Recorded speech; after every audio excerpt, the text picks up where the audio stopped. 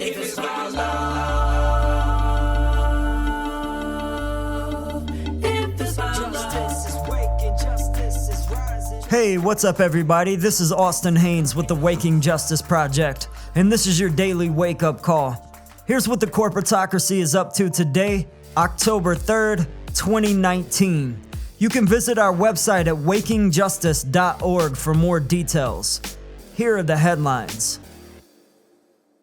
A new report just released last week by anti-corruption organization Global Witness has found that the Philippines is now the world's most deadliest nation for environmental activists.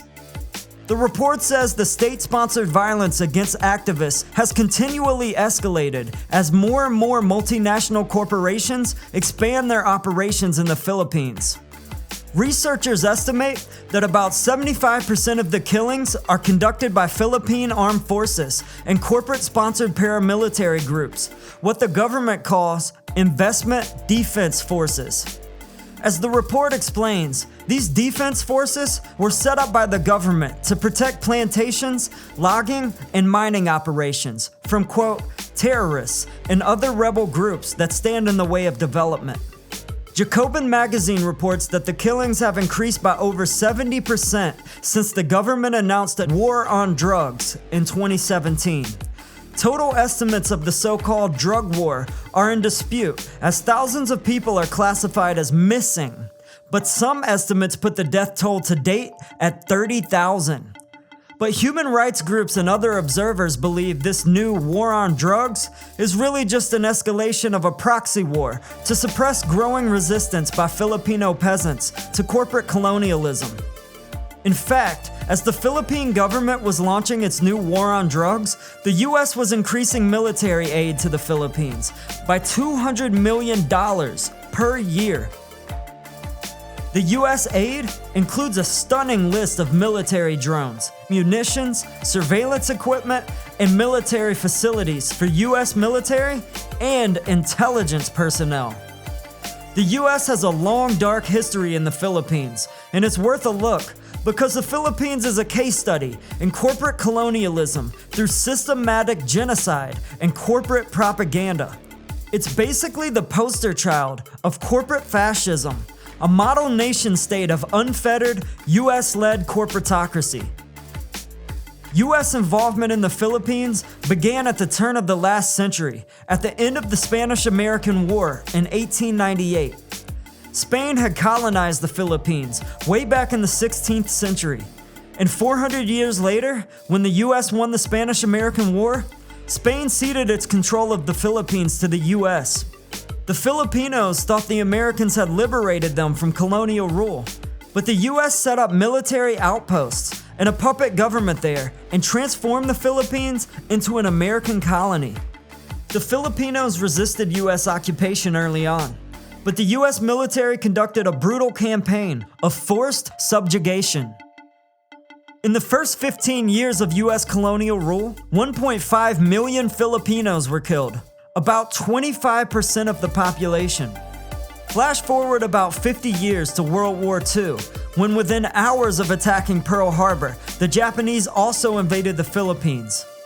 The Philippines remained occupied by the Japanese for 3 years, until the US ended the war with atomic bombings of Hiroshima and Nagasaki.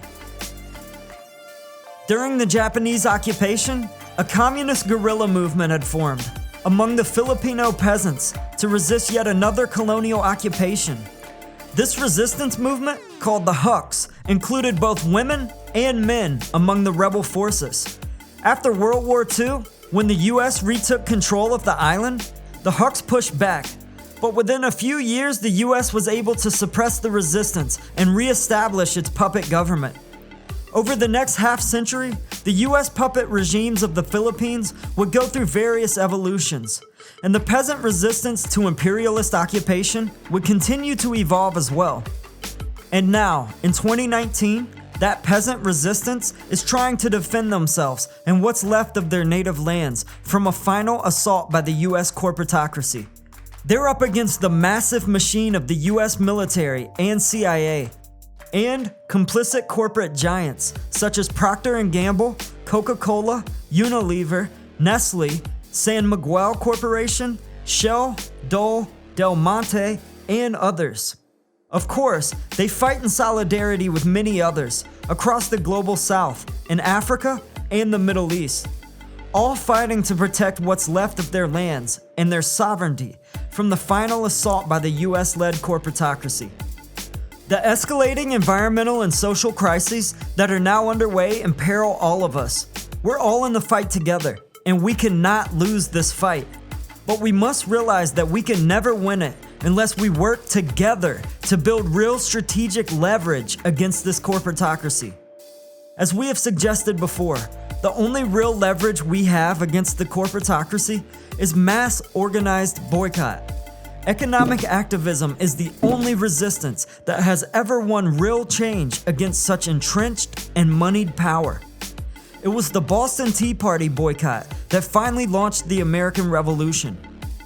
It was Gandhi's salt and textile boycotts that helped win India's independence from Britain. It was mass strikes by US workers in the 1930s that finally forced big business to accept the 40-hour work week, sick pay, and unemployment insurance. It was the bus boycotts and restaurant sit-ins by Black Americans in the 1960s that won civil rights reforms. It was the grape and salad boycotts of the 1960s and 70s that won migrant workers fair wages and safety standards.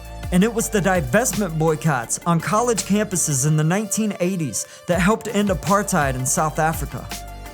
If you want to learn how all of us in the work of global justice can join together in strategic boycott and force this corporatocracy to the people's bargaining table to end all this oppression, corruption, and destruction, and to save our planet, please visit our website at wakingjustice.org. Check out our About page, listen to our first podcast, and sign up for our mailing list. We're running out of time. Join us. Peace. You must be involved in the struggle for freedom and justice. If it's about love, if it's about justice is waking, justice is rising. Justice is waking, justice is rising. If it's about love, justice is rising. And it ain't just us, it's all of us. Justice is waking, justice is rising. And it ain't just us, it's all of us. If it's about love, may every soul unite, tend the fire and let old coals relight. I'm a citizen of the world and we fight for the rights of everybody to live a truly free life. Red or yellow, black or white, left or right, gay or straight, human or animal, all life. Cause what matters is what is in common. If you know it, stand tall and keep dropping the knowledge. justice is waking, justice is rising. And it ain't just us, it's all of us. If it's about love.